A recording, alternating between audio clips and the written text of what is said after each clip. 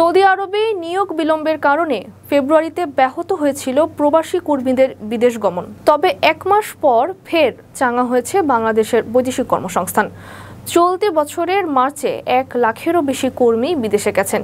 বিএমইটির তথ্য অনুযায়ী মার্চে ফেব্রুয়ারির তুলনায় 68% এবং আগের বছরের একই সময়ের তুলনায় 41% বেড়েছে।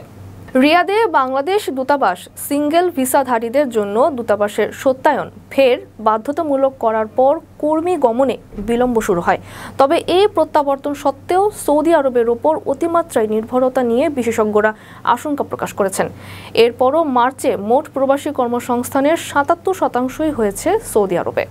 গত মাসে সৌদি আরব 80,663 জন কর্মী নিয়োগ দিয়েছে। ফেব্রুয়ারিতে এই সংখ্যা ছিল 44,258 জন। প্রবাসী কর্মী নিয়োগে এরপরেই আছে কাতার, সিঙ্গাপুর, কুয়েত ও জর্ডান। বিদেশ থেকে প্রিয়জনকে উপহার পাঠান প্রবাসী শপের মাধ্যমে। যোগাযোগ করুন স্ক্রিনে দেওয়া নম্বরে।